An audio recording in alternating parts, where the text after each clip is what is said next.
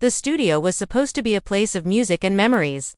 But by the end of the night, it looked more like a scene from a late-night crime drama. Fans are shocked after a secret recording session turned into a nightmare showdown between love and hip-hop star Rasheeda and her longtime rival Jasmine. Cameras were rolling for a routine behind-the-scenes vlog when tensions that had been simmering for years finally boiled over. According to witnesses, the women arrived only minutes apart, each bringing their own crew, each determined to prove they owned the space. At first, it was small things, a side-eye during soundcheck, a cold laugh at a missed note, but those small sparks lit a fire that no one in the room could control. Emotions ran high as old betrayals were dragged back into the light. Names were called, and security guards were forced to form a human wall. "Don't play with me, Jasmine," Rasheeda snapped as producers begged them to calm down. But Jasmine shot back with words that made even the toughest studio veterans freeze. The family was left divided, with friends and fellow artists taking sides in real time on social media. Outside the locked doors, fans gathered, posting live updates and begging for someone to go live so the world could see the chaos. Police scanners lit up with reports of shouting, broken equipment, and the threat of a full-on brawl. By the time flashing blue lights painted the parking lot, the once private session had become the most talked about event of the week. What started as a night of music now has everyone asking the same question: what really happened inside that studio, and who crossed the line first? Under the dim studio lights, the air carried a sharp tension that even the soundproof walls could not hide. Rasheeda entered first, her stride quick and deliberate, the soft click of her heels echoing like a warning. She had agreed to this late-night session for one reason only: to finish a track that would seal her dominance on the charts and silence months of rumors about her music slowing down. But before her team could even set up,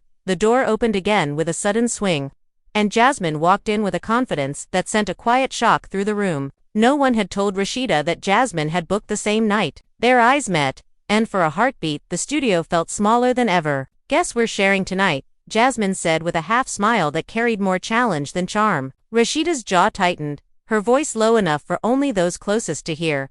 "Not if I have anything to say about it." Producers rushed to smooth things over, pretending this was just a scheduling mix-up, but everyone present knew better. Old history hung heavy in the air. Their rivalry dated back years, sparked by whispers of betrayal and reignited each time a new track or headline hinted at unfinished business. Friends who once tried to mediate had long since chosen sides. Tonight, there were no peacemakers, only loyal crew members armed with cameras, phones, and the sharp instinct to capture every second. Rasheeda's husband Kirk kept close to her side, his expression a mask of forced calm. Jasmine's cousin Nia lingered near the mixing board, phone already live on a private feed for her followers. The tension spread like smoke, seeping into every corner of the room as the sound engineer hesitated to hit play. When the first beat finally dropped, it was meant to cool the mood, but instead it became a battle cry. Jasmine leaned into the mic with a verse that sounded suspiciously like a jab at Rasheeda's personal life, her voice slicing through the speakers with a raw edge that left no doubt about the target. Rasheeda's eyes narrowed. "Really?" she said, stepping forward. Without waiting for a cue, she grabbed a second mic and launched into an improvised response,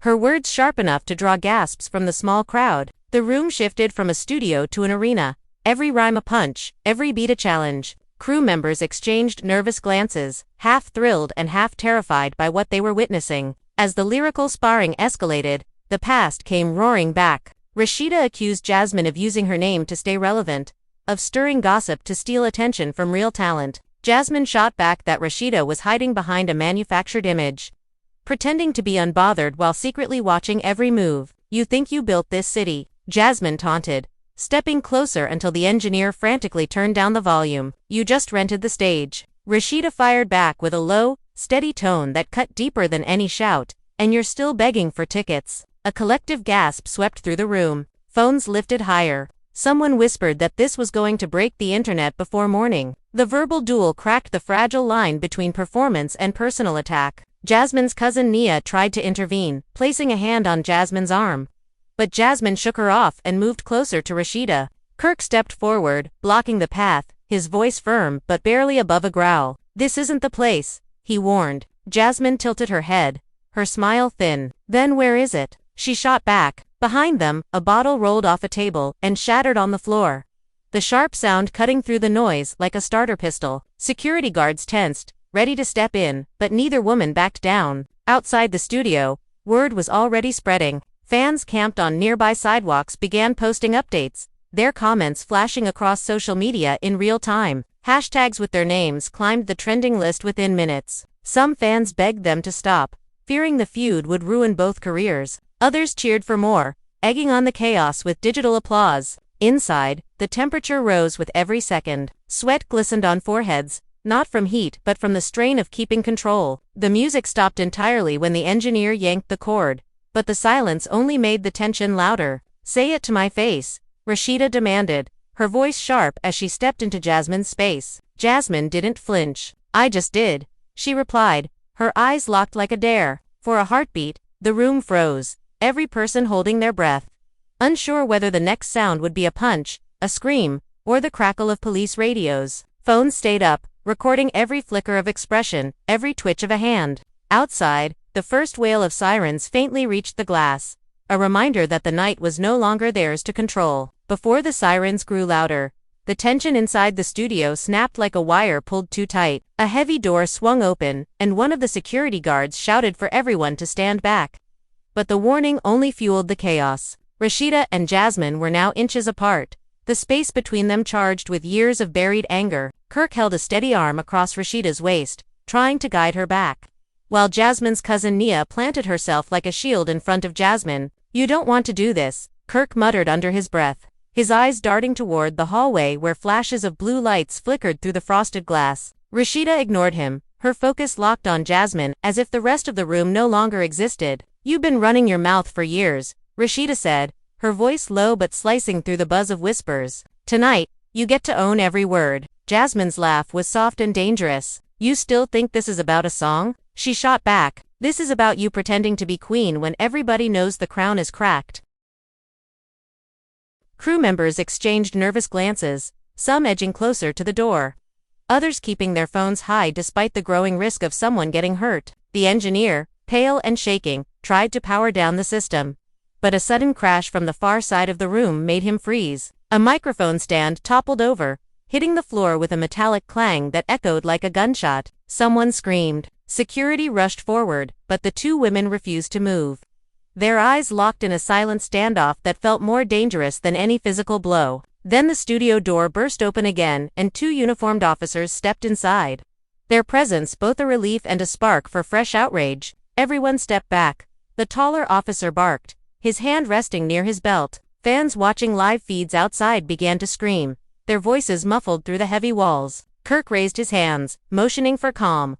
Backward, her chest rising and falling with the effort to hold herself steady. Jasmine, however, stood her ground. "I'm not leaving until she hears me," she said, her voice trembling with a mix of fury and adrenaline. The shorter officer approached cautiously, glancing between the two women as if calculating which one might explode first. "Ma'am, we need you to calm down," he said, but Jasmine's eyes never left Rasheeda's. Outside, the crowd of fans had doubled, their phones capturing every siren flash and every shadow crossing the tinted studio windows. Social media feeds were flooded with real-time speculation. Some viewers claimed Rasheeda had thrown the first insult, while others swore they saw Jasmine swing a mic stand. None of it was confirmed, but the story was already spinning out of control. Inside, producers scrambled to protect the equipment and their reputations. One whispered into a headset, calling the network lawyers, while another begged the officers to keep the cameras away. But the cameras were already everywhere inside phones, hidden in corners, and streaming across platforms faster than anyone could shut them down. "Both of you need to step outside," the taller officer said firmly. Rasheeda finally broke eye contact, glancing at Kirk, who gave a small nod urging her to leave. "I'll go," she said, her voice still sharp but steady. As she turned, Jasmine lunged forward not with fists, but with words. "Run like you always do," she shouted, and the words hit like a slap. Rasheeda froze, shoulders stiffening as the room gasped. Kirk tightened his grip on her arm, whispering something only she could hear. Slowly, she straightened, her eyes cold. "This isn't over," she said, her voice so quiet it forced everyone to lean in. Jasmine tilted her head, smiling through her own anger. "It never is." The officers separated them, guiding Rasheeda and Kirk toward the exit while Jasmine stood defiantly with Naya at her side. As Rasheeda passed the cluster of crew members, phones still aimed like weapons, a ripple of cheers and jeers followed her out. The hallway smelled of sweat and ozone, the kind of heavy air that follows a storm. Outside, fans surged forward, their chants mixing with the crackle of police radios. Flashing lights reflected off car windows, painting Rasheeda's face in streaks of blue and red. She paused just long enough to lift her chin, a silent message to the cameras that she was leaving on her own terms. Back inside, Jasmine paced like a caged animal, the adrenaline refusing to fade. "They think they can shut me down," she muttered,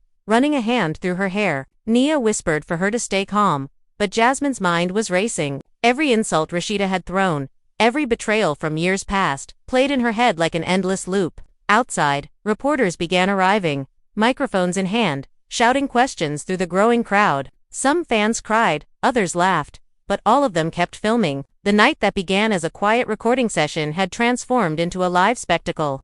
A storm of rivalry, resentment, and the kind of raw emotion that reality TV can only dream of capturing. As police tried to disperse the crowd, Rasheeda was ushered into a waiting SUV. She leaned against the seat, eyes closed, replaying the confrontation in her mind. Kirk sat beside her, silent but tense, his phone buzzing with calls from producers, managers, and worried friends. "This isn't going away," he finally said. Rasheeda opened her eyes, her expression unreadable. "Good," she replied softly. "Let them talk." Behind them, the studio doors shut with a heavy thud, but the echoes of that night, every word, every glare, every siren were already racing across the internet, unstoppable and unforgettable. The SUV carrying Rasheeda and Kirk had barely cleared the parking lot when the first shaky live stream from inside the studio hit social media. Within minutes, thousands of viewers flooded in, replaying every heated word and freeze-framing every glance. Hashtags multiplied like wildfire, and by the time the vehicle reached the main road, Rasheeda's phone was buzzing so violently it felt like a second heartbeat. Kirk answered for her, scrolling through a flood of missed calls from producers, sponsors, and friends desperate for details. "They're saying you threw a mic stand," he muttered, eyes narrowing at the endless feed. Rasheeda exhaled sharply. "I didn't touch anything," she said, "but I should have." Her voice carried the sting of unfinished business, the kind that refuses to fade even under flashing lights. Back at the studio, Jasmine refused to let the night end quietly. With the officers lingering near the door, she began a live broadcast of her own.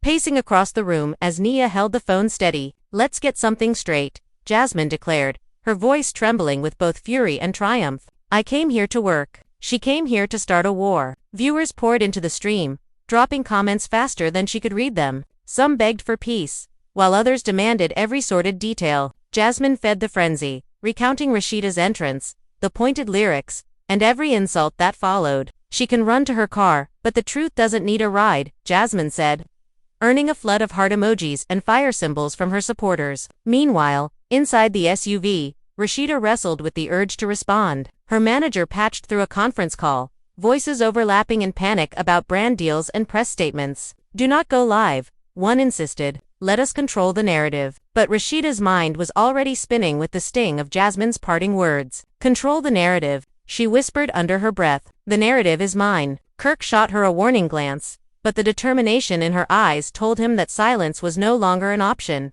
The night only grew wilder as friends and fellow artists began taking sides. A famous Atlanta producer tweeted a cryptic message about fake queens, while a rising rapper posted a story showing himself at the studio earlier that evening, claiming he saw it all. Fans dissected every post like detectives, matching backgrounds, comparing outfits, and tagging gossip blogs for confirmation. By midnight, the feud had spread beyond music circles, pulling in influencers, former castmates, and even a few celebrities who had no direct stake but couldn't resist the drama. Emotions ran high across the city as clubs played remixes of old tracks from both women, turning dance floors into battlegrounds where supporters shouted lyrics like rallying cries. Back in the studio, Jasmine's live stream took a shocking turn when a mysterious voice joined the broadcast. It was an ex-producer who claimed to know the real reason behind the feud. "It's not just music," the voice insisted. "There's money, contracts, and a deal that went bad." The revelation sent the chat into chaos. Viewers demanded proof, spamming the stream with question marks and exclamation points. Jasmine bit her lip, clearly rattled, before leaning closer to the camera. "You think she's innocent? Ask her about the publishing rights," she said, her eyes flashing. Nia tried to cut the feed, but the damage was done. Screenshots of the statement spread faster than wildfire, igniting fresh speculation about secret deals and backroom betrayals. Outside the studio, the crowd had swelled into a full-blown street spectacle. Police struggled to keep fans behind barricades as news crews arrived, their cameras catching every scream and flash of light. Some fans chanted Rasheeda's name while others shouted for Jasmine, their voices clashing in a chaotic chorus that echoed down the block. Inside her SUV, Rasheeda rolled down the tinted window for a brief moment, staring at the scene as if trying to absorb the scale of the storm. "They're eating this up," Kirk said quietly. Rasheeda's eyes narrowed. "Then let's feed them." With a sudden decision, she grabbed her phone and started a live broadcast from the back seat. The comment count exploded before she even spoke. "You've heard a lot tonight," she began, her voice steady despite the pounding of her heart. "But let me tell you what really went down." She recounted the events from her perspective, denying the mic stand rumor and accusing Jasmine of ambushing her session. Every sentence was clipped with precision, every pause calculated to keep viewers glued to their screens. Within moments, Jasmine's live audience began bouncing between streams. Fans comparing words in real time like jurors in a digital trial. The dueling broadcasts turned the feud into an interactive spectacle, with viewers taking screenshots, creating memes, and even editing side-by-side videos to highlight every contradiction. Some fans claimed to hear hidden threats in Jasmine's tone, while others insisted Rasheeda's calm was proof of manipulation. Comment sections became battlegrounds where strangers argued deep into the night, each convinced they alone understood the truth. Meanwhile, sponsors watched nervously as their brands trended alongside words like fight, police, and lawsuit. Calls to management teams intensified, with lawyers warning of potential defamation claims if either woman crossed a legal line. Inside the SUV, Rasheeda's phone buzzed with an incoming message from an unexpected source. Jasmine herself. The text was short and chilling. "This isn't over. Meet me where it started." Rasheeda stared at the screen, her heart kicking against her ribs. Kirk leaned over, reading the message aloud. "Where it started," he said. "She can't mean..." His voice trailed off, but Rasheeda already knew. The abandoned warehouse where they had recorded their first track together. Years ago, a place filled with both memories and ghosts. Without a word, she closed the stream, leaving millions of viewers hanging and sending a new wave of speculation through the digital world. Back in the studio, Jasmine ended her broadcast as well, her face set with a strange calm. "If she's brave enough, she knows where to find me," she said, before slipping her phone into her pocket. Nia grabbed her arm, eyes wide. "You can't be serious," she whispered. Jasmine simply smiled. "This isn't about music anymore. This is about respect." The officers outside, unaware of the private message that had just set the next stage of the drama, continued their attempts to control the restless crowd. The night was far from over, and the next move belonged to two women who had turned a simple recording session into the most explosive spectacle the city had seen in years. The SUV sped through the quiet back streets of Atlanta, the city lights streaking past like a blur of neon and questions. Inside, Rasheeda sat rigid in the back seat, her mind racing through every memory of that old warehouse Jasmine had dared to mention. It was the birthplace of their first collaboration, a track that had once symbolized friendship and raw ambition before years of betrayal poisoned everything. Kirk kept glancing at her from the driver's seat, his fingers drumming the wheel. "Tell me you're not thinking about going," he said, voice tense. Rasheeda didn't answer at first. Her reflection in the tinted window looked like someone caught between fury and calculation. "She called me out," she finally replied. "If I don't show up, she wins twice tonight and tomorrow's headlines." Kirk tightened his grip on the wheel. "Headlines don't matter if this turns into something we can't walk away from. You saw how she was in there." Rasheeda turned to face him, her eyes sharp. "Exactly. I know her. She's not finished until she feels like she's broken me. I'm not giving her that." Silence filled the car as the weight of the night pressed down. In the back, her phone kept buzzing, managers, producers, friends all pleading for her to go home, to let the lawyers handle it. Rasheeda ignored every notification, her focus locked on the message that had reignited years of buried anger. Across town, Jasmine was already en route with Nia in the passenger seat.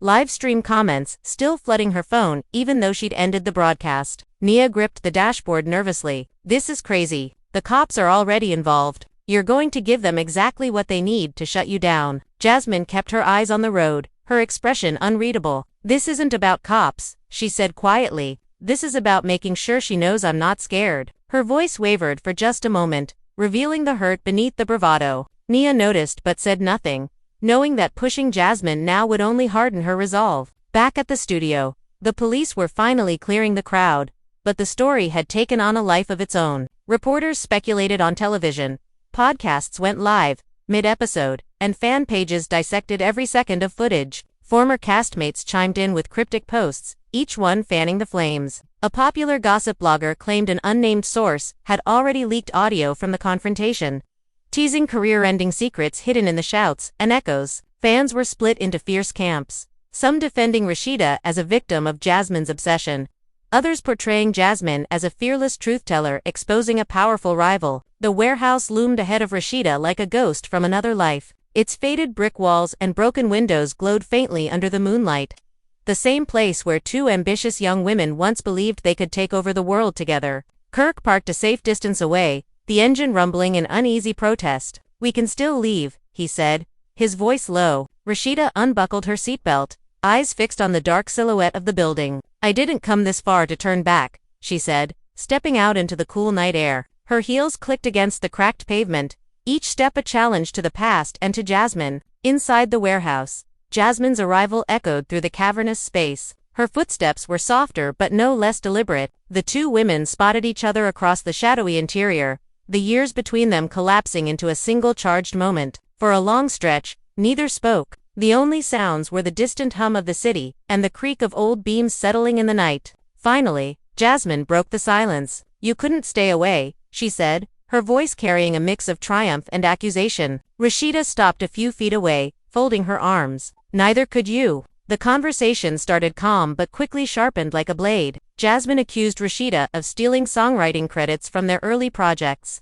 claiming she had been pushed out of deals that rightfully belonged to her. "You built a career off my words," Jasmine said, her voice rising. "You smiled in my face while you signed papers behind my back." Rasheeda fired back, denying the accusations and accusing Jasmine of sabotaging their friendship with jealousy and gossip. "I gave you chances you didn't deserve," Rasheeda snapped. "You burned every bridge and blamed me for the fire." The verbal blows cut deeper than anything said in the studio. Jasmine's eyes glistened, not with rage but with the hurt of years spent chasing a shadow. "You were supposed to be my sister," she said, her voice cracking, "but you left me with nothing." Rasheeda hesitated, the anger in her chest colliding with an old ache she thought she had buried. For a brief moment, the tension softened, memories of late-night sessions and shared dreams flickering like a fragile light in the dark. But the fragile peace shattered when Kirk's phone buzzed loudly in the silence. He glanced down and muttered a curse. "The police are on their way here," he warned. Jasmine's eyes widened but she didn't move. "Let them come,"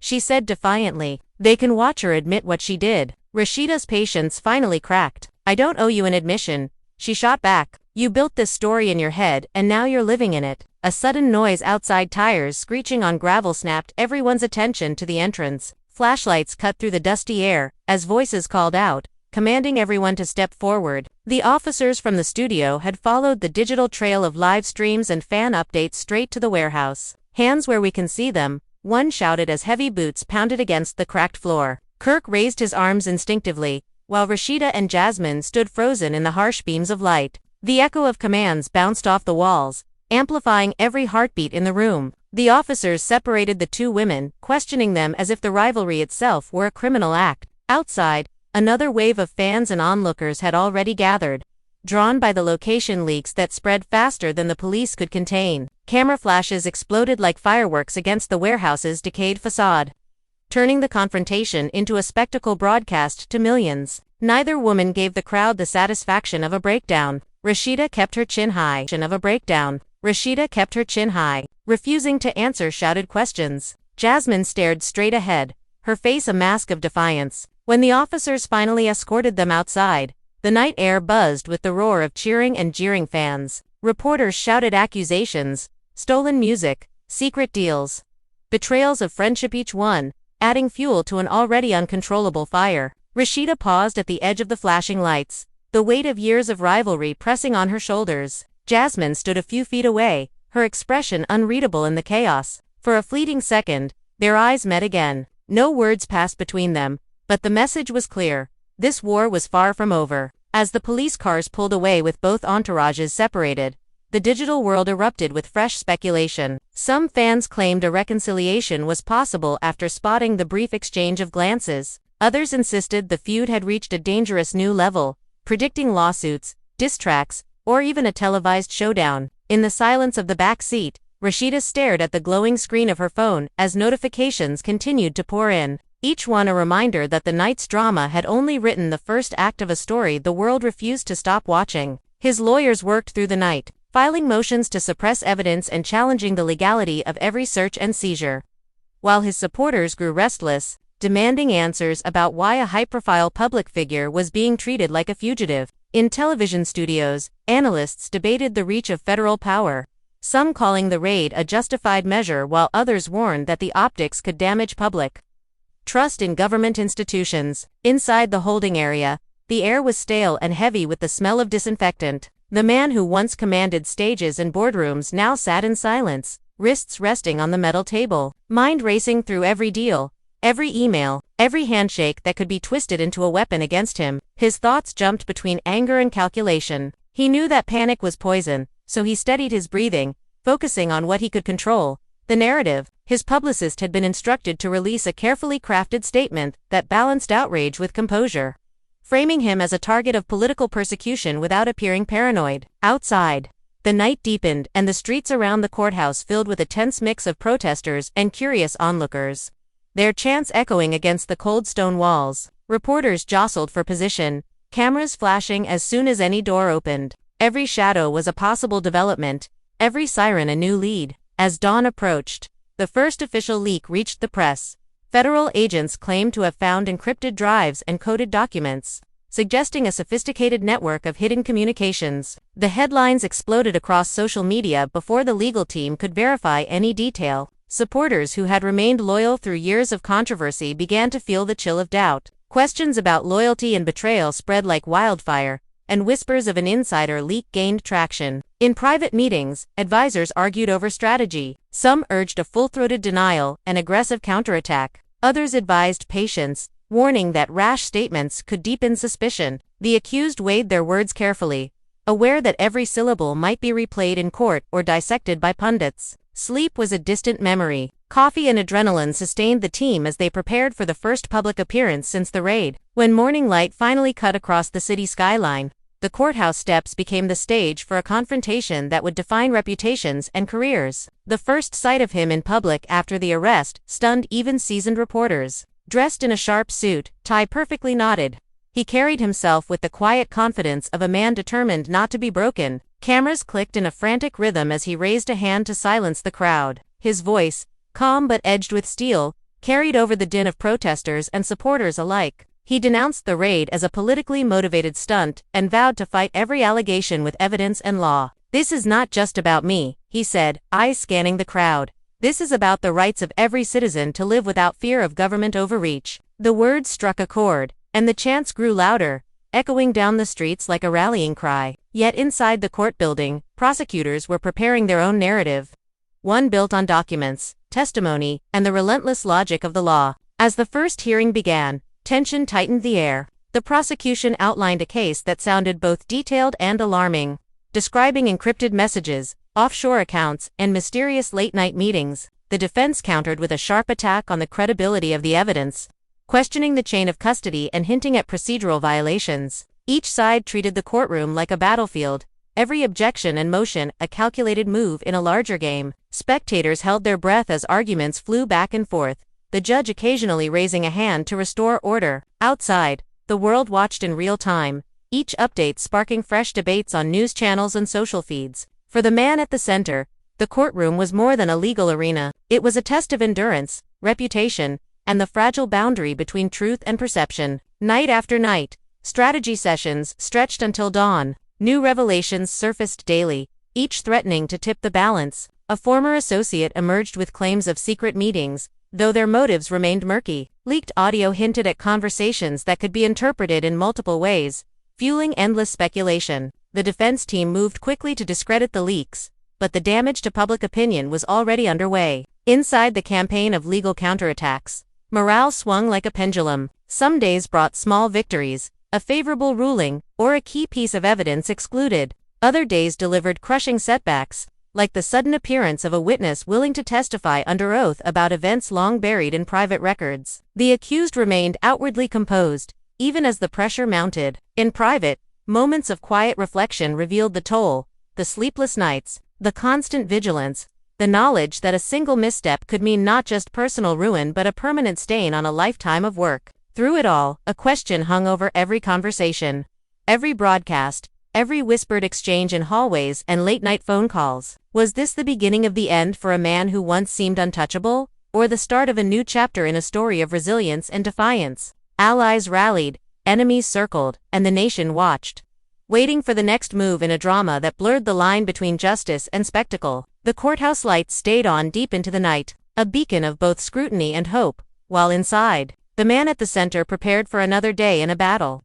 that had become as much about the soul of the system as about his own freedom. The second hearing drew an even larger crowd, and the courthouse felt like the eye of a storm. Television trucks jammed the surrounding streets, their satellite dishes pointed skyward as reporters delivered breathless updates. The accused arrived flanked by lawyers, the flash of cameras turning the morning air into a staccato of white light. Inside, the tension was palpable. The prosecution presented a new set of encrypted files allegedly retrieved from a hidden server, claiming they contained records of covert transactions that spanned years and crossed international borders. The defense team countered with expert testimony questioning the authenticity of the files, warning the court that digital evidence could be fabricated or manipulated. Spectators leaned forward in their seats as technical jargon filled the air, the complexity of modern cyber investigations clashing with the simple human need to understand right from wrong. Each objection, each motion, felt like a small skirmish in a war that stretched beyond the walls of the courtroom and into the hearts of those watching at home.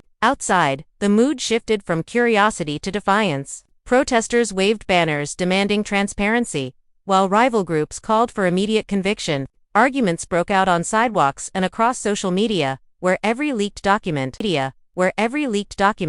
while Rasheeda took a single step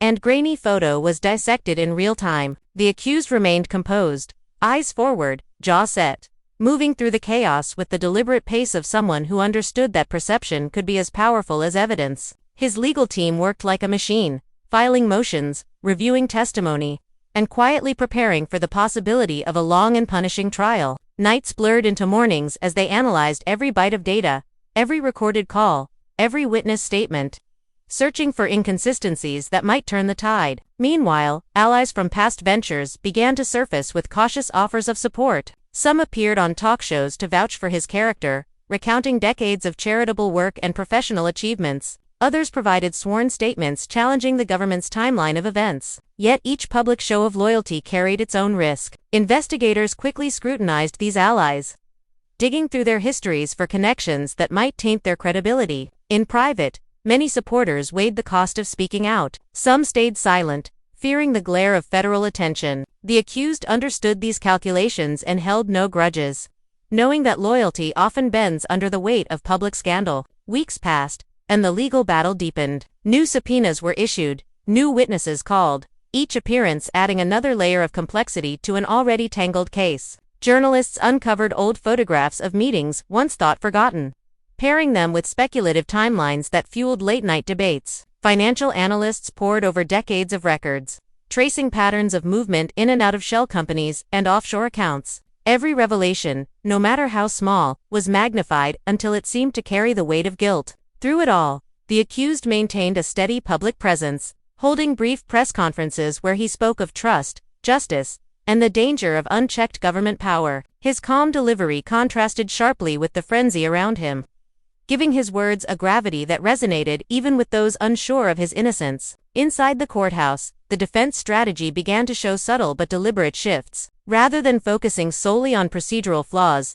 the lawyers introduced a narrative of systemic overreach. They argued that the investigation had expanded far beyond its original mandate, sweeping up private communications and personal records unrelated to the core allegations. Expert witnesses testified about the fragility of digital evidence, warning that a single corrupted file could mislead even the most careful investigators. The judge listened intently, occasionally pausing to question the methods used by federal agents. Each exchange chipped away at the prosecution's aura of certainty, creating small but significant cracks in their case. Despite these incremental victories, the pressure on the accused remained relentless. Personal relationships strained under the constant scrutiny. Friends hesitated to visit for fear of being photographed. Business deals stalled as partners worried about reputational fallout. Late at night, alone in a guarded apartment, he would sit by the window, watching the city lights flicker against the dark sky.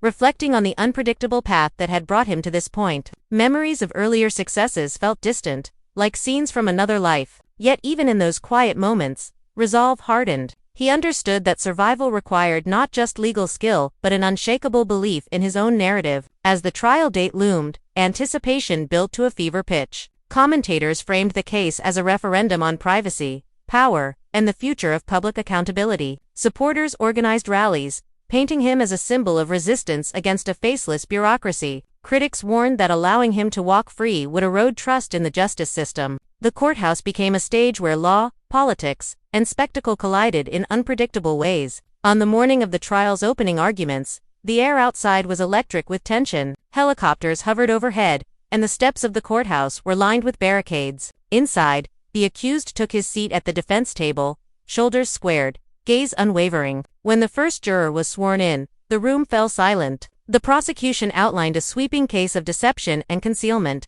their words deliberate and heavy. The defense responded with a measured but forceful statement, insisting that the evidence was circumstantial and the investigation tainted by bias. Jurors listened, faces inscrutable, as the competing narratives unfolded. For hours, the courtroom became a theater of careful language and controlled emotion. Every detail mattered: the cadence of a question, the pause before an answer, the flicker of doubt in a witness's eyes. Outside, millions watched the proceedings through screens, parsing every update for clues to the eventual verdict. As the day stretched into evening, the accused remained composed, absorbing the barrage of accusations with a quiet strength that defied easy interpretation. Was it the confidence of innocence or the discipline of a seasoned strategist? The question lingered in the minds of jurors and spectators alike. When the judge finally adjourned the session, the room exhaled as one. Reporters rushed to file updates, analysts scrambled to predict outcomes, and supporters gathered in hushed circles to share their impressions. The accused rose slowly,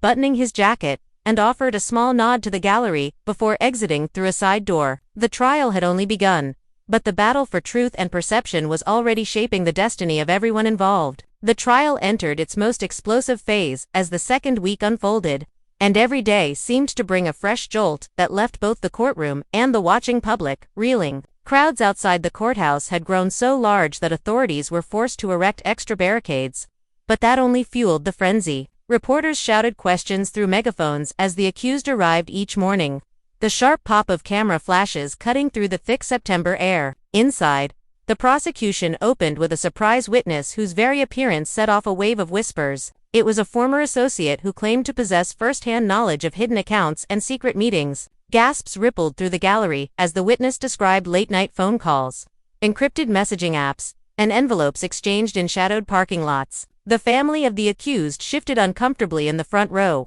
their faces a blend of disbelief and dread as each revelation struck like a hammer. The defense sprang to its feet with objection after objection, questioning the credibility of the testimony and highlighting inconsistencies in earlier statements. At one point, the judge called for an extended recess to cool tempers, but even the break failed to calm the room. When proceedings resumed, the defense began its counterattack, unveiling a series of internal memos and email chains that suggested the witness might have been motivated by personal gain and a lucrative immunity deal. Gasps turned to murmurs as jurors exchanged uneasy glances. Emotions ran high. One lawyer's voice cracked with frustration, and the judge's gavel came down again and again in a futile effort to maintain order. Meanwhile, social media erupted with speculation. Hashtags surged to the top of trending lists. Memes appeared within minutes of each courtroom exchange, and fan theories spread faster than the lawyers could file motions. Some users claimed to have inside sources leaking sealed evidence,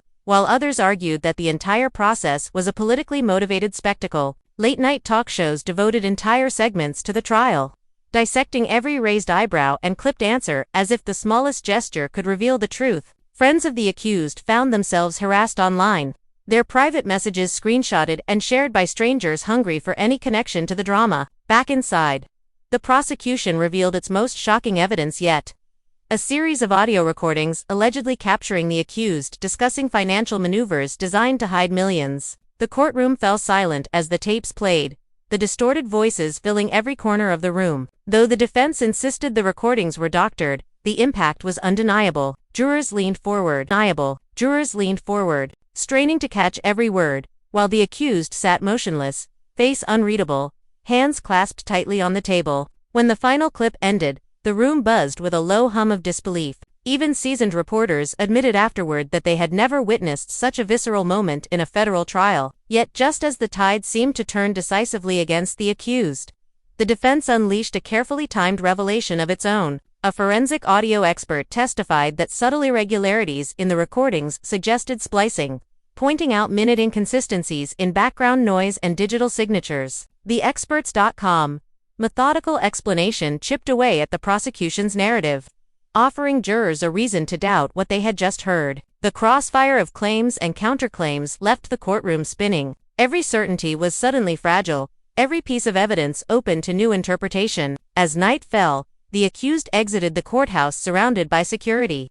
Moving through a gauntlet of flashing lights and shouted questions, supporters cheered while critics jeered, their voices merging into a single chaotic roar that followed him to the waiting motorcade. Inside the car, he remained silent, staring out the tinted window as the city lights streaked past. The next morning would bring more testimony, more revelations, and more chances for the fragile balance of the trial to tilt in unexpected directions. The nation, now fully captivated, could only wait for the next shock in a saga that seemed destined to grow darker before any verdict could bring it to an end. The third week of testimony began under a gray sky that seemed to mirror the mood of a city caught between fascination and exhaustion. Lines of spectators wrapped around the courthouse before dawn, their breath rising in clouds as they waited for a glimpse of the day's proceedings. Inside, the tension was almost physical, a low static charge that made every cough and shuffle sound louder than it should. The prosecution opened with a dramatic move, calling a digital forensics specialist who claimed to have traced a hidden trail of cryptocurrency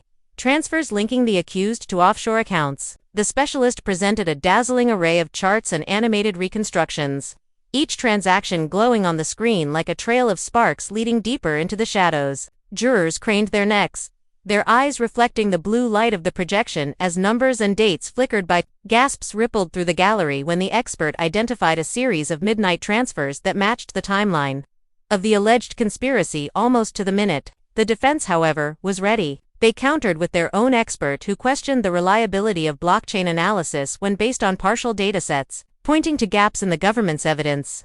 The expert explained how anonymous wallets could create false patterns, leaving investigators to connect dots that might never belong together. Each exchange between the lawyers grew sharper, each objection heavier with meaning. At one point, the judge leaned forward, reminding both sides that theatrics would not sway the jury, but the warning only seemed to tighten the energy in the room. Observers whispered that the case was no longer about guilt alone, but about the very limits of digital truth. Outside the courthouse, a different kind of theater played out. Protesters clashed with counter-protesters, their chants overlapping in a chaotic chorus that echoed off the stone walls. Handmade signs accused the government of a witch hunt, while others demanded swift justice. Police and riot gear formed a line between the groups as news helicopters hovered overhead, broadcasting the spectacle to millions. Vendors sold coffee, buttons, and even t-shirts printed with slogans from both sides, turning the steps into a strange carnival of outrage and opportunity. Late-night comedians joked that the trial had become the hottest ticket in town, a spectacle where morality, technology, and celebrity collided. Inside, the accused sat composed but noticeably paler than in previous days. Close friends later whispered that the mounting strain was beginning to show, despite his outward calm. During a recess, he exchanged a brief tense conversation with his lead attorney, their hushed words hidden behind cupped hands. Observers speculated about the topic, perhaps a new piece of evidence, perhaps a personal confession, but no one could say for certain. When court resumed, the defense unveiled a surprise motion to suppress key digital files on the grounds of an improper search warrant. The prosecution objected furiously, but the judge agreed to a closed-door session to review the claim, sending reporters scrambling to interpret the sudden twist. As the jury was escorted out for the private hearing, whispers filled the gallery. Some believed the defense had uncovered a fatal flaw in the government's case, while others dismissed it as a desperate ploy. Hours passed behind sealed doors, the public left to stew in uncertainty. When the session finally ended, the judge announced that a decision would be rendered the following morning, and court was adjourned for the day. The announcement landed like a thunderclap. Journalists raced to file updates, and social media lit up with speculation about what evidence might now be excluded. That night, the city pulsed with rumor. Anonymous posts claimed insider knowledge of the suppressed files, hinting at explosive revelations that could either exonerate or doom the accused. Talk shows extended their broadcasts, analysts arguing late into the night about constitutional protections and digital privacy. Meanwhile, the accused retreated to a secure residence, shielded from the clamor but unable to escape the weight of the coming decision. Alone in a quiet room, he studied the ceiling, counting the seconds until dawn, knowing that by tomorrow the entire direction of the trial could change with a single ruling. The morning of the ruling broke under a pale, metallic sky, and by the time the courthouse doors opened, a restless crowd had already flooded the square, their collective anticipation vibrating like an electrical charge that hummed across the pavement and into the marble halls where the future of the accused teetered on the edge of a single decision. And as journalists shouted questions that went unanswered, the accused emerged from a black SUV with a careful calm that masked the sleepless night behind his eyes, his tailored suit immaculate, his stride deliberate, every step a silent statement of control in a world determined to strip him of it. While inside the courtroom, the air was so thick with expectation that even the soft scrape of shoes on polished floors seemed deafening. And when the judge finally entered, robes swishing with the gravity of the moment, every person present held their breath as though one exhale might tip the scale of justice.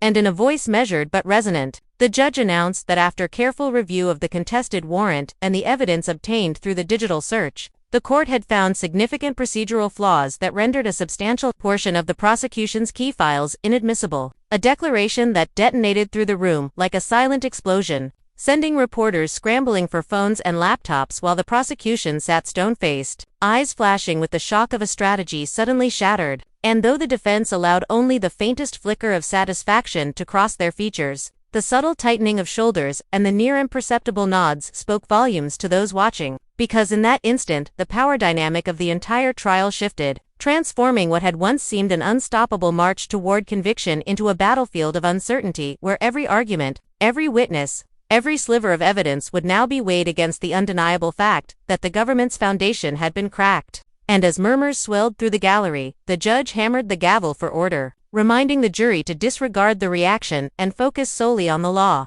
Yet the emotional tide was impossible to ignore as spectators whispered of a turning point. Analysts in the press pool typed feverishly about a case destabilized, and supporters of the accused outside erupted in cheers that rolled through the streets like a sudden summer storm, their chants of vindication drowning out the counter-protests that shouted for justice. While in the midst of this chaos, the accused sat perfectly still, eyes fixed, perfectly still, eyes fixed, on the bench, his face an inscrutable mask that betrayed neither relief nor triumph. And though those closest to him would later claim they saw the faintest tremor in his clasped hands, he remained a picture of disciplined restraint, waiting for the judge to outline the new parameters of the trial and set a revised schedule that promised weeks more of grueling testimony. And as the courtroom emptied under the weight of the historic ruling, whispers of strategy echoed through the corridors, with defense attorneys already plotting how to capitalize on the evidentiary void, while prosecutors huddled in tense knots, their voices low and urgent as they debated which remaining witnesses could salvage a narrative now riddled with doubt.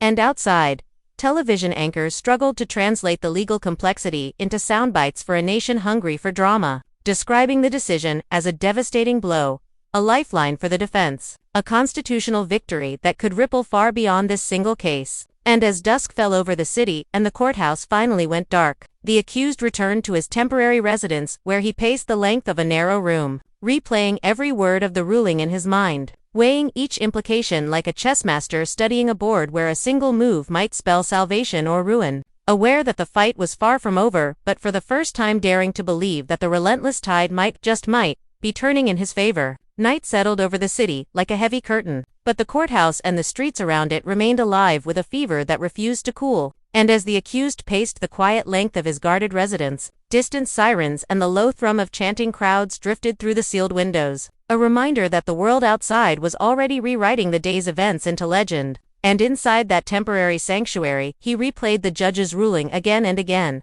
savoring the carefully chosen words that had cracked the government's case and opened a path, however narrow, toward vindication. Yet beneath the flicker of hope lay the cold knowledge that the prosecution still held weapons of its own, witnesses not yet called, files not yet revealed, and that the next morning would bring a new round of combat where every breath, every glance, every pause could be twisted into meaning. And as he finally sat at the edge of the bed, shoulders tense against the silence. Memories of the life that had brought him here, boardrooms, late-night deals. The dizzying rise to influence flashed through his mind like fragments of an old film spliced out of order, each image both a triumph and a warning of how quickly fortune could turn. And even as exhaustion tugged at him, he felt a strange exhilaration, the sharp awareness of a man who knows that survival depends not only on truth but on the art of shaping it. While across the city, the prosecution gathered in a conference room glowing with laptop screens, their faces drawn tight as they pored over what remained of their evidence, debating which witnesses could withstand the defense's attacks,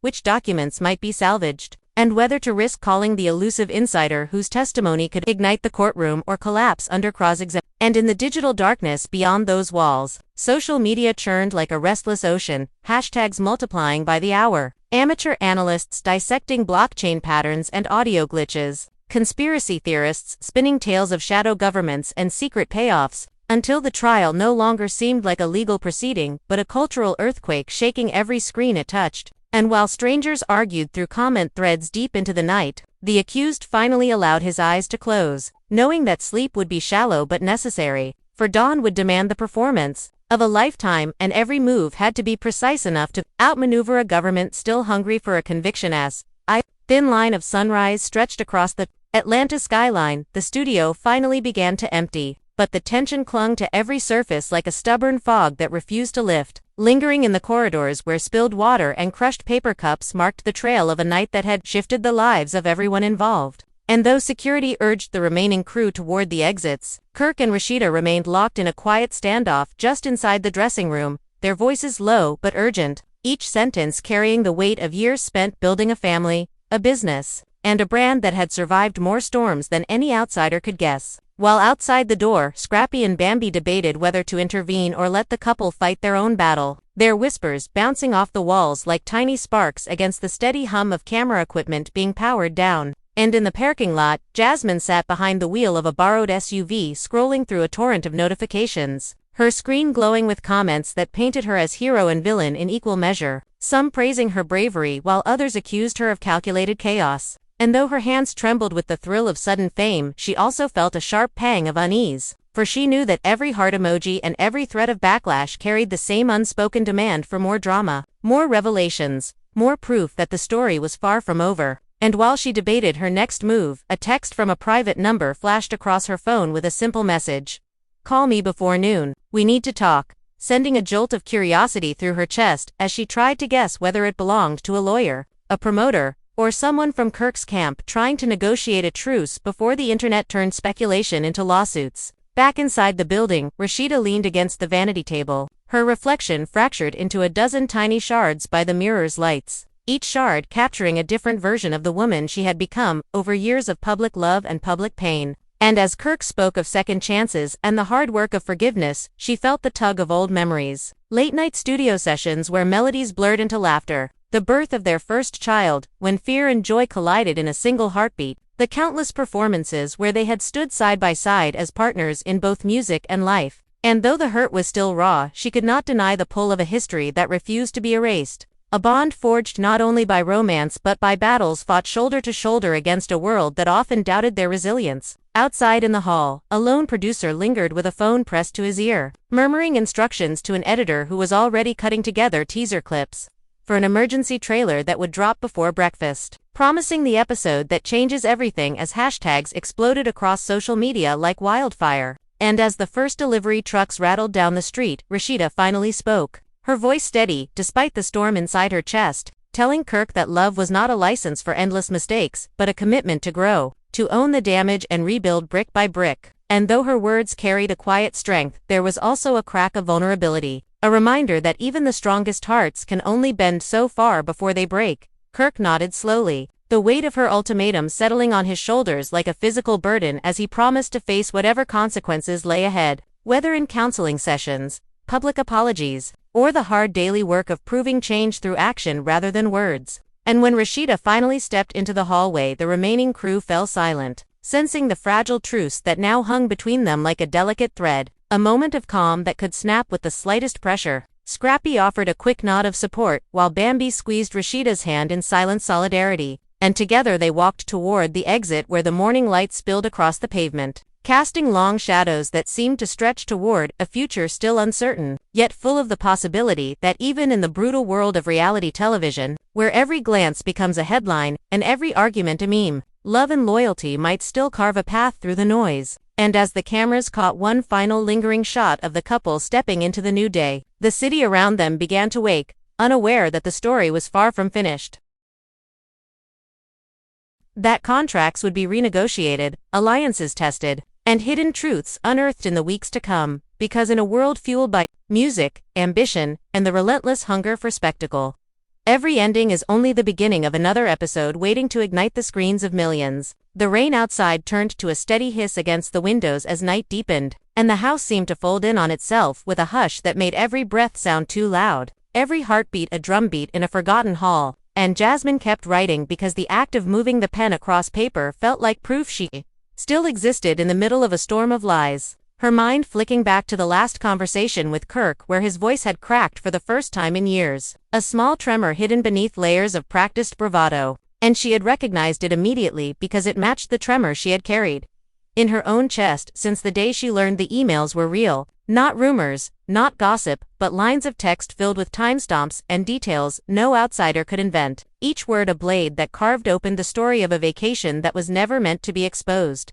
The villa by the coast with white curtains blowing like restless ghosts, the hidden account transfers, the single photo of a bracelet on a nightstand that matched the one he once claimed was custom-made only for her, and she remembered the way Mendices had laughed in the studio when someone mentioned that Kirk never left anything to chance. His laughter, a warning she had ignored because she wanted to believe loyalty was a shield against betrayal. But now loyalty felt like a chain dragging her through rooms filled with shadows where every face looked half familiar and every memory had a second meaning. And as she pressed the pen harder, the ink began to blur from the pressure, a dark stain spreading across the page like the bruise of an old wound. While outside the neighborhood, lights flickered under the weight of heavy clouds, the same way her trust flickered between bursts of cold clarity and moments of reckless hope. And in that fragile dance, she saw the shape of a future neither of them had planned, one where the cameras would eventually capture more than they bargained for, where the producer's silence would crack into sudden revelations, where the fans who once screamed their names would start whispering about evidence too solid to ignore.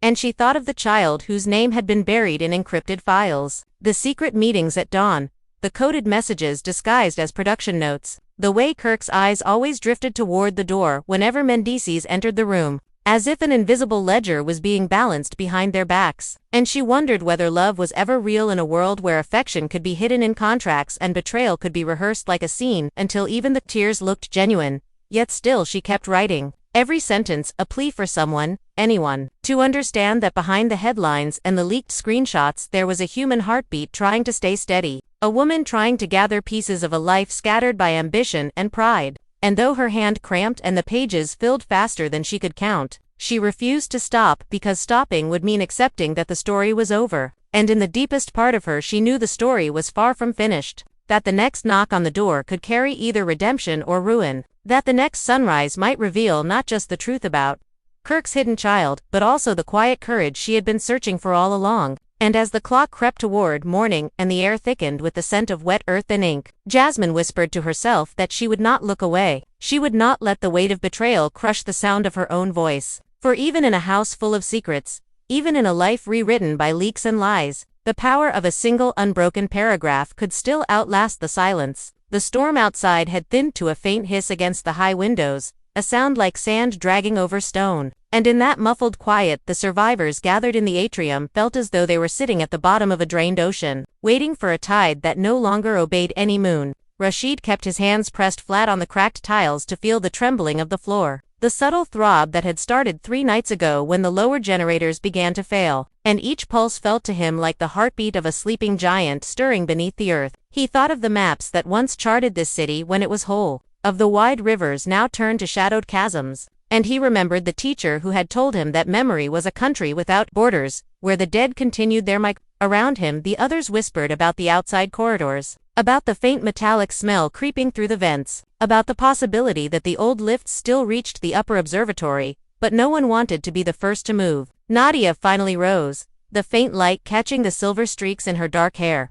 And her voice carried a calm authority that quieted the restless shuffling of boots. She spoke of a path that threaded through the maintenance shafts to a chamber above the sealed hangar, a place where ancient instruments once tracked the drift of planets, and she claimed that the old records there might explain why the ground had begun to tremble. Some doubted her, others clung to the idea like a rope thrown across a chasm, and Rasheed found himself standing before he had fully decided to trust her. They moved together through the service tunnel, their lights carving narrow cones in the damp dark, the air thick with the scent of rust and algae. Pipes ran along the ceiling like petrified veins, some still humming faintly with trapped current, and every few steps they passed faded warning signs whose language belonged to a government long dissolved. The group spoke little, saving breath and avoiding echoes, until they reached a junction where the floor split around a shaft descending into a depth so black it seemed to drink the light. A slow vibration pulsed upward from that abyss, not mechanical but rhythmic, almost like a voice buried beneath miles of rock.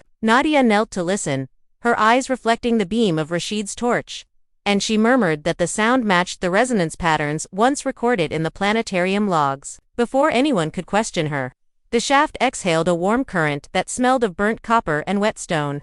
And somewhere far below, a single note rose and held, a tone so pure it made the metal walls quiver. Rasheed felt it in his teeth, in the marrow of his spine. A call that seemed older than language, and for a heartbeat he imagined that the earth itself was trying to speak. Fear rippled through the group, but curiosity enchant and stubborn pulled them forward. They followed a spiral stair that clung to the shaft's inner wall, each step echoing into the depths until the sound became a second heartbeat beside the first. As they descended, Rasheed's mind filled with fragments of forgotten astronomy lessons, of stars collapsing and galaxies bending time, and he wondered whether the trembling beneath them was not a warning but an invitation. The stair ended on a narrow platform where a door of corroded alloy waited, its surface etched with patterns that looked less like engineering schematics than the concentric rings of a tree trunk recording centuries of growth. Nadia placed her palm against the cold metal and whispered a sequence of numbers remembered from an archive she had once guarded in secret. At first nothing happened, then the rings began to glow with a faint blue fire that spread outward like frost, and the door sighed open to reveal a chamber flooded with a soft green light. Instruments lay scattered across long tables, their glass faces intact despite decades of abandonment, and in the center stood a massive sphere of black crystal suspended by invisible forces. Inside the sphere, tiny points of light flickered and drifted, forming constellations that shifted with every breath. The group stepped closer, their reflections rippling across the surface, and Rasheed felt as though he were staring into a miniature cosmos that pulsed in rhythm with the tremor beneath their feet. Nadia approached the sphere and touched it with a single finger. The chamber brightened, the tremor deepened, and a low harmonic filled the air until it felt as though their very blood resonated with the hidden heartbeat of the planet. Then, without warning, images erupted within the crystal memories of cities swallowed by sand, oceans retreating from their shores, and skies torn open by streaks of white fire. The group staggered back, shielding their eyes. But Rasheed held his ground, unable to look away, as visions of past and future folded into one another like pages of a burning book. He saw their own small group reflected in the sphere, walking corridors they had not yet entered, speaking words they had not yet thought, and in that infinite recursion he understood that the planet was not merely trembling, it was remembering, and memory, once awakened, demands witnesses. The light inside the sphere pulsed once, twice, and then expanded outward in a slow ripple that passed through the floor, the walls, and their own bodies like a silent wave of static, leaving the taste of iron on their tongues and a ringing in their ears that seemed to carry a hidden language. Rasheed staggered but did not fall, gripping the edge of a table slick with condensation, and in that electric haze he thought he heard words forming out of the ringing, fragments of a chant too old for vowels, a cadence that carried more meaning in its rhythm than in any sound. Nadia turned toward him, her face pale but her eyes alive with a feverish clarity, and she shouted over the rising hum that the crystal was not a machine at all but a living archive, a seed of the planet's first memory. The others recoiled at the idea yet could not tear themselves from the sight, for within the swirling constellations, new images now bled through towering spires that crumbled into dust only to rebuild themselves in reverse, seas that boiled then froze, creatures with mirrored eyes watching from shores that no longer existed. Rasheed felt his own heartbeat match the deep vibration, and a sudden certainty seized him that every image was both history and prophecy, a cycle repeating across eons, their own journey already recorded long before their births. The floor quivered with greater force, fine dust raining from the ceiling in a soft gray drizzle. And one of the younger explorers, a wiry man named Samir, cried out that the tremor was accelerating toward a collapse. Nadia ignored him and stepped closer to the crystal, her voice lowering to a near prayer as she traced symbols across its surface. Symbols that glowed white under her fingertips, as though welcoming an air. The sphere responded with a low tone that deepened into a subsonic growl. And a seam opened across its equator, revealing a core of molten gold, swirling like a captured sun. Heat washed across the chamber, thick and damp like breath from a sleeping beast.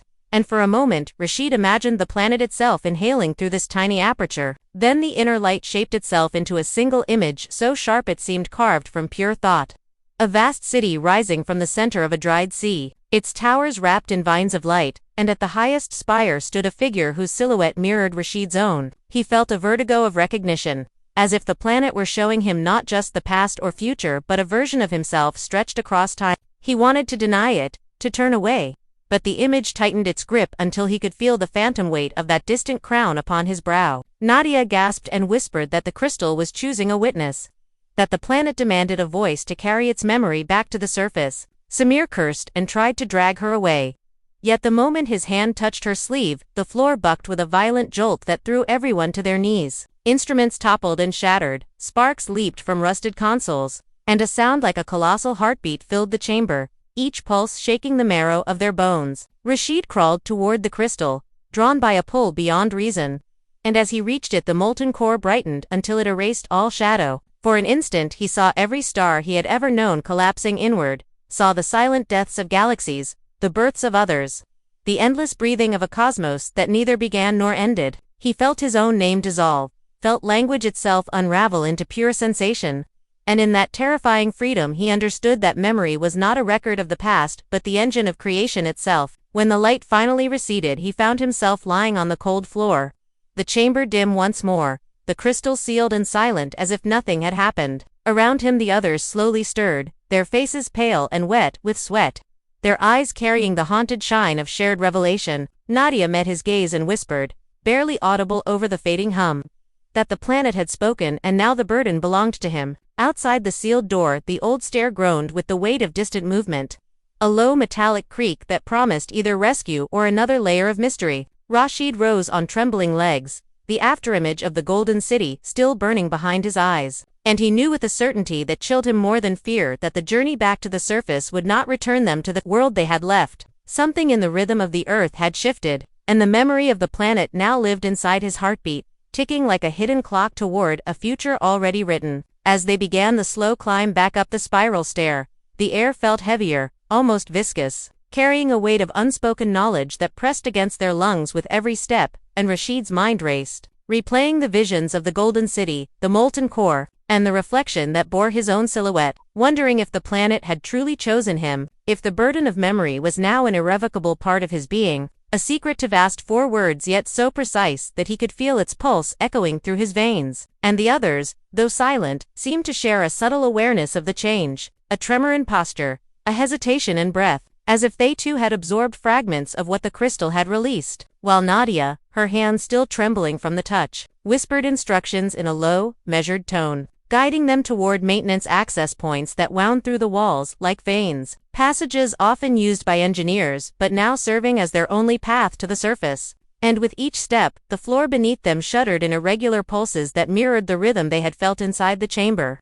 Vibrations that seemed to carry intent, as if the planet itself were testing their endurance, their resolve, their willingness to bear witness to its ancient story. And Rasheed could feel a new clarity forming in his thoughts, a sharpened awareness of time and consequence, as though the sequence of events they had just experienced had aligned his perception with a dimension beyond the immediate, a layer of reality where cause and effect intertwined in patterns too intricate to be fully comprehended, yet whose outlines shimmered faintly at the edge of consciousness. And the climb became an odyssey through a cathedral of steel and stone, every bolt, every rivet, every shadowed corner now resonating with a significance they could not name, until they emerged into a long-abandoned service bay, the ceiling arching high above them, broken lights casting pools of water that mirrored the ceiling like fractured mirrors. And there, in the silence that followed the stair's last groan, Rasheed paused, noticing the faint trace of movement across the far wall, a subtle shimmer, almost imperceptible, like heat rising from sun-warmed asphalt. yet charged with intention, and when he squinted, the contours of a figure emerged, a wraith-like form that seemed both corporeal and spectral, its outline blurred, its eyes glinting with an intelligence that felt ancient. And Nadia stepped closer,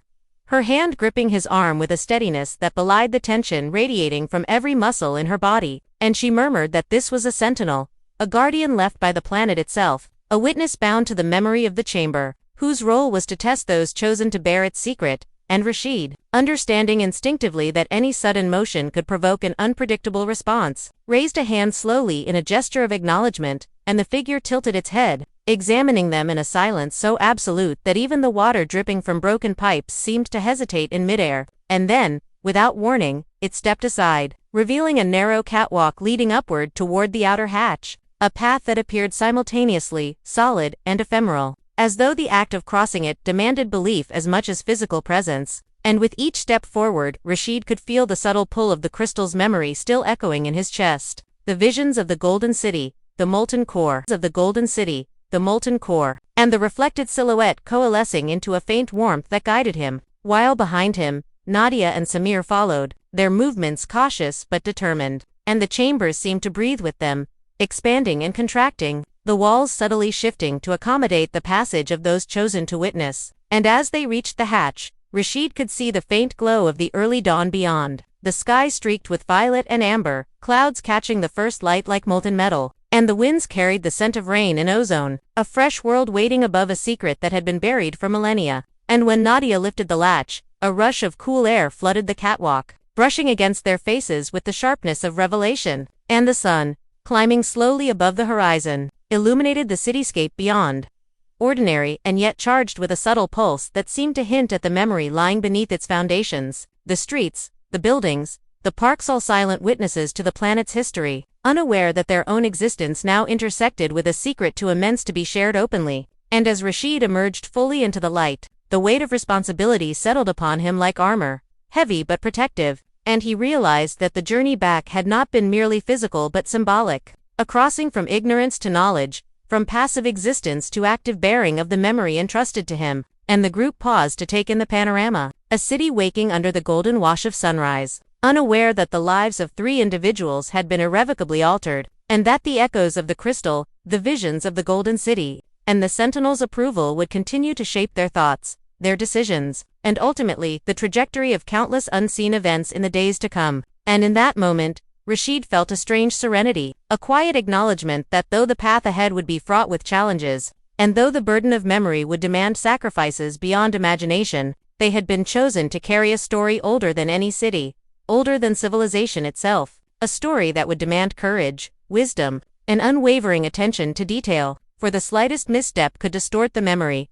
compromise its integrity, and risk a cascade of consequences extending far beyond their immediate understanding. And yet, standing on the precipice of a new day, the knowledge of the planet's past vibrating within him, Rasheed felt a flicker of hope, a fragile light that suggested that even in a world reshaped by secrets, betrayals, and unseen forces, the act of witnessing, remembering, and honoring the truth could be a powerful antidote to chaos. And as the first beams of sunlight touched the crystal that they carried carefully in the field case, a faint hum resonated through it, a reminder that memory, once awakened, never truly rests, and that their journey, though it had brought them to the surface and the promise of clarity, was only just beginning, for the planet's story was vast, unending, and now inseparably entwined with their own. Rasheed felt the pulse of the crystal through the field case as they carefully navigated the rooftop access, each step measured and deliberate because even a miscalculation could send them sliding into the abyss of neglected maintenance shafts below. And the wind whipped fiercely, carrying the scent of wet concrete and the distant tang of ozone from storm drains, a reminder that the city itself was alive,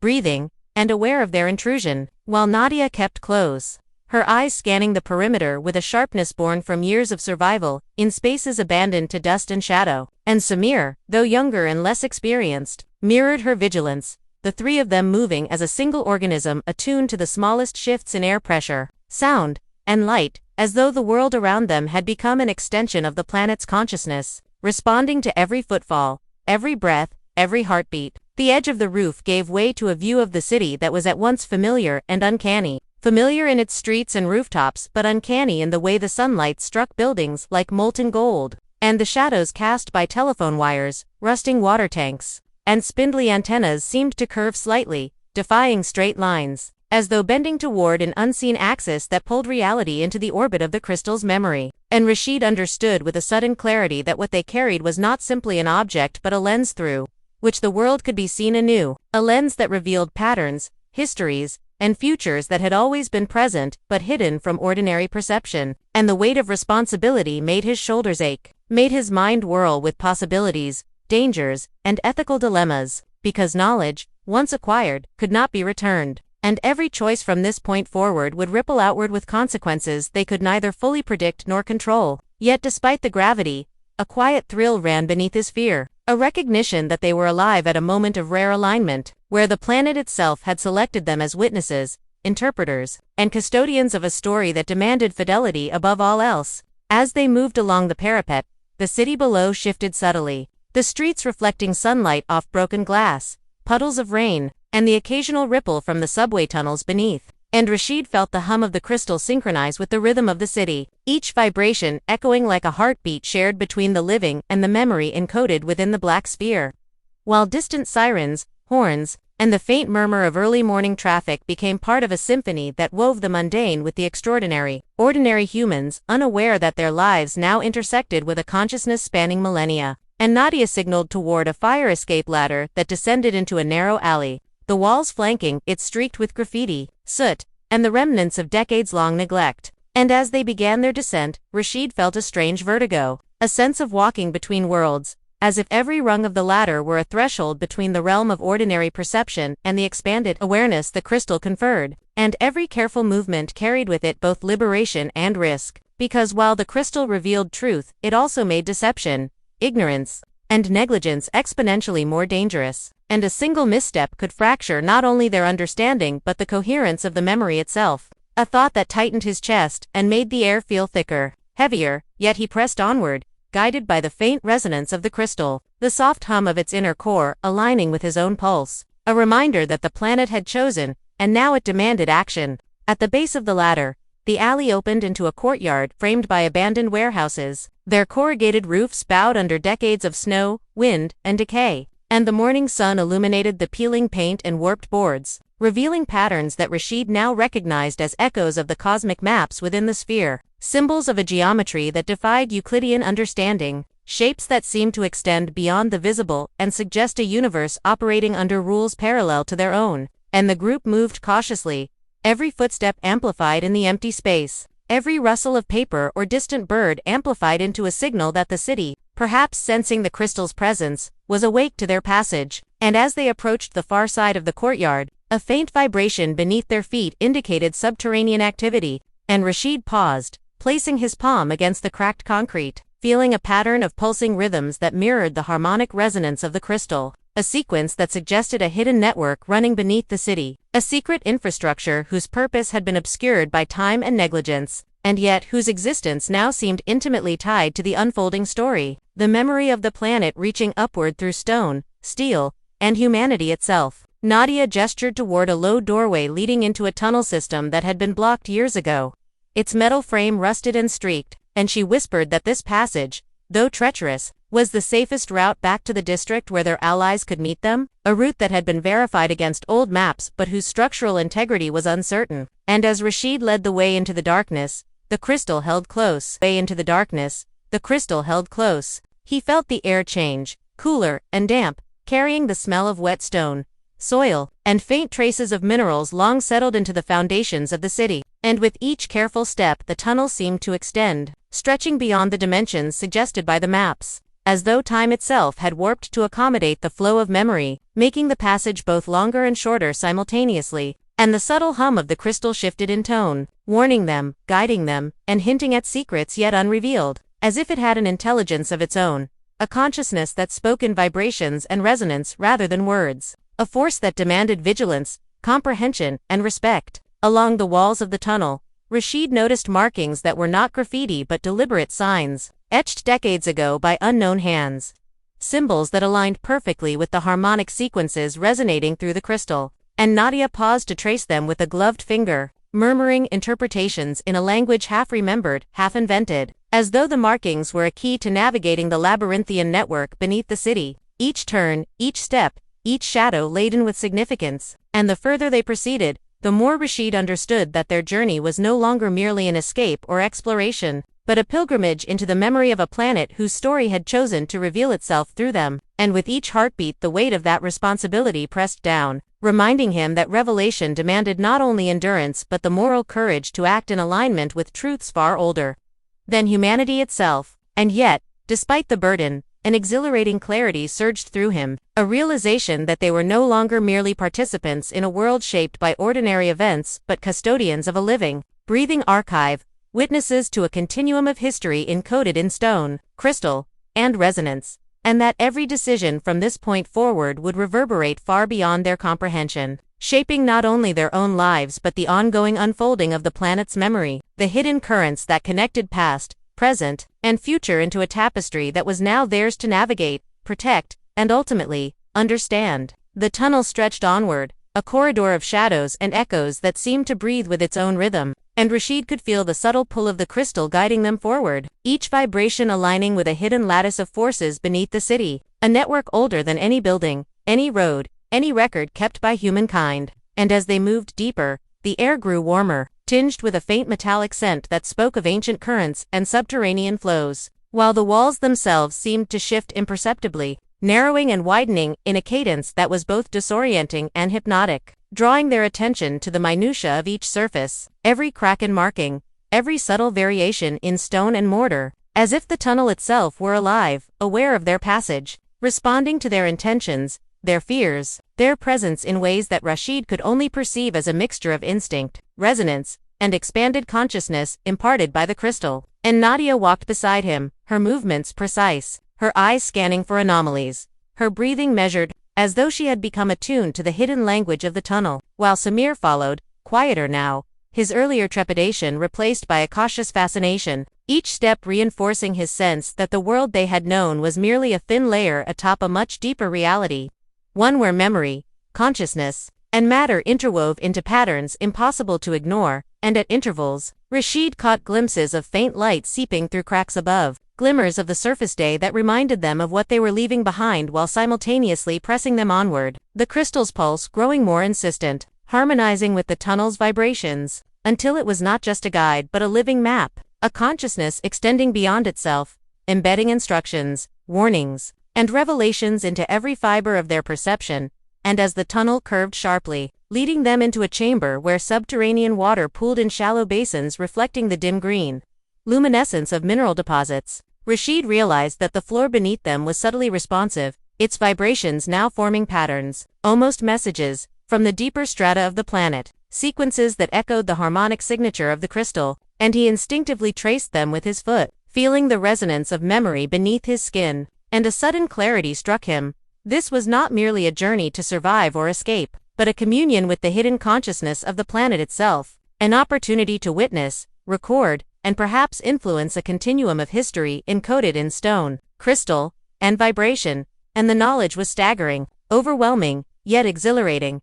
And as they proceeded through the chamber, Nadia whispered interpretations of the sequences, her voice barely audible but precise, and Rasheed could feel each syllable entwining with the harmonic resonance in his chest, aligning perception, sharpening understanding, and preparing him for the next stage of their passage, while Samir, though younger, began to sense the patterns intuitively, recognizing echoes in the tunnel's vibrations that matched his own heartbeat, a synchrony that suggested the planet was not only communicating but training them, testing their awareness, their patience, their capacity to bear the weight of memory without distortion. And as the group advanced into a narrower conduit, the walls closing around them, the crystal's glow intensifying to a soft, all-encompassing light that illuminated symbols previously invisible, Rasheed realized that every step forward was an act of interpretation, every choice a negotiation with forces far older and more complex than human comprehension. And though fear lingered in the pit of his stomach, it was accompanied by an acute the sense that they were no longer merely navigating a city beneath the city, but traversing the living memory of a planet,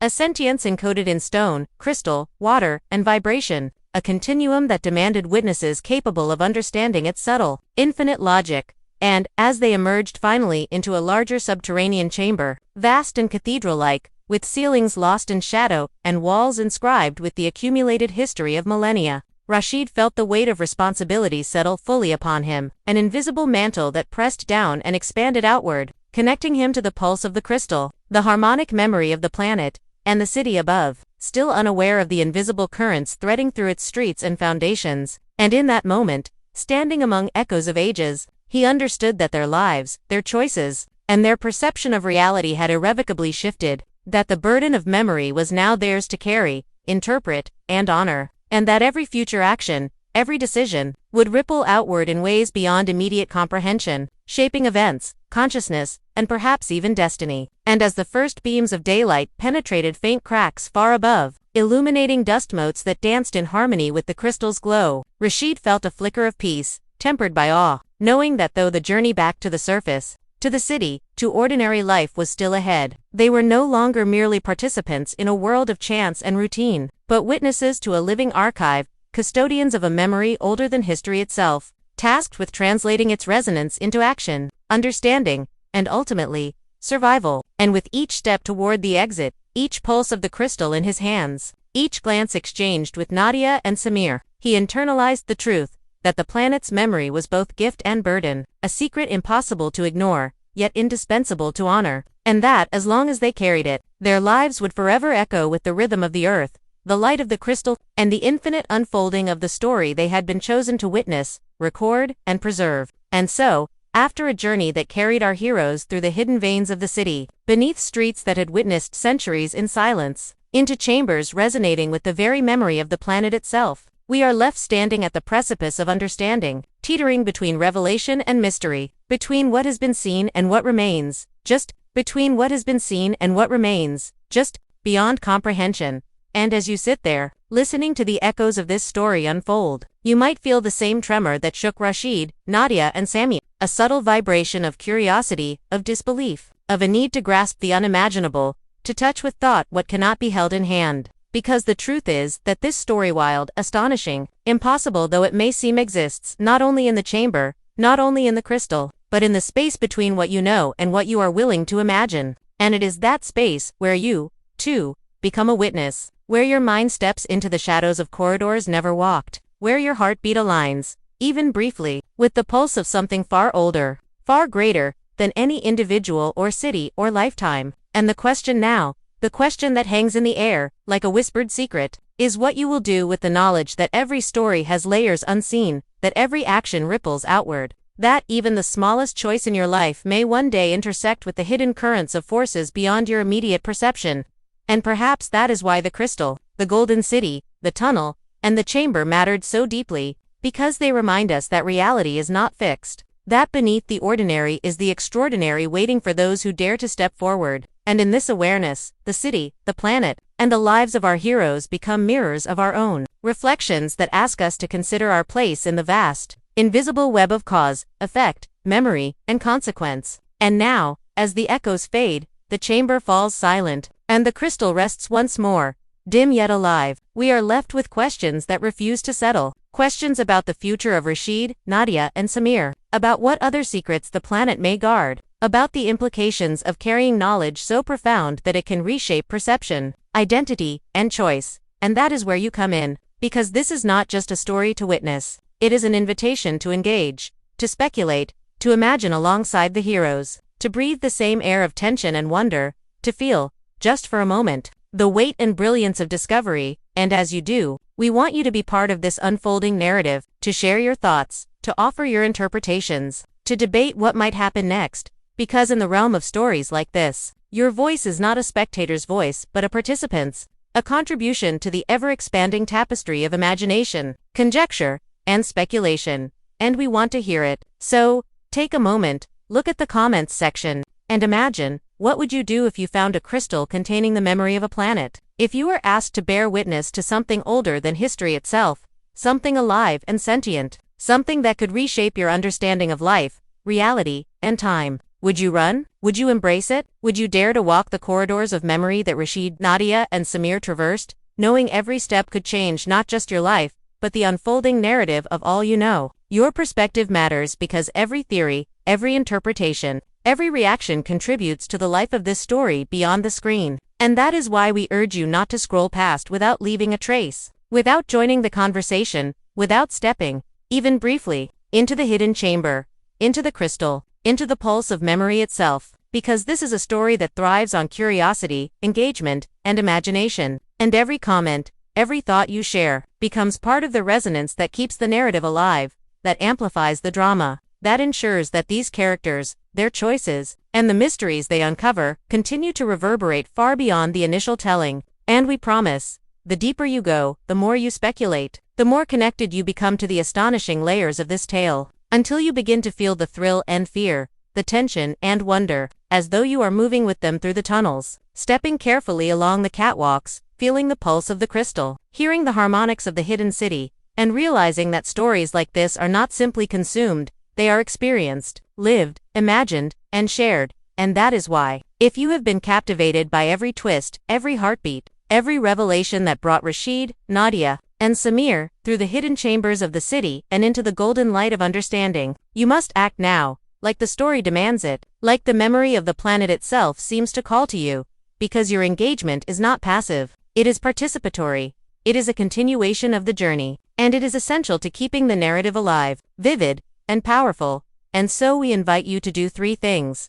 First, hit the like button if the tension, the drama, and the astonishing journey captured your attention, if the pulse of the story resonated with your own curiosity, if you felt, even for a moment, the thrill of stepping into the unknown. Second, subscribe to our channel to ensure you never miss another chapter, another pulse, another revelation that unfolds in this universe of hidden corridors, resonant crystals, and mysteries that defy comprehension. And third, comment below with your thoughts, theories, and reactions. Because the story does not end with this video, it lives in the community of those willing to engage, to imagine, to participate, and to speculate. And your insight, your imagination, your voice are part of the ongoing narrative, echoing through the tunnels, through the city, and into the very memory that Rasheed, Nadia, and Samir now carry. And as you do, remember, the world is full of hidden layers, waiting for those brave enough to notice, to question, and to imagine. And while we cannot reveal everything, we can offer you this, the pulse of discovery, the thrill of revelation, and the invitation to step into the unknown alongside those who have already dared to do so. So take your place as a witness, a participant, a voice in the unfolding story, and let us know. How would you navigate the chambers of memory, the pulse of the crystal, and the labyrinth of the hidden city? And what secrets would you carry if you were chosen as they were? And as you ponder, remember to like, subscribe, and comment, because the story thrives with your participation, and the adventure, the mystery, and the drama are far from over.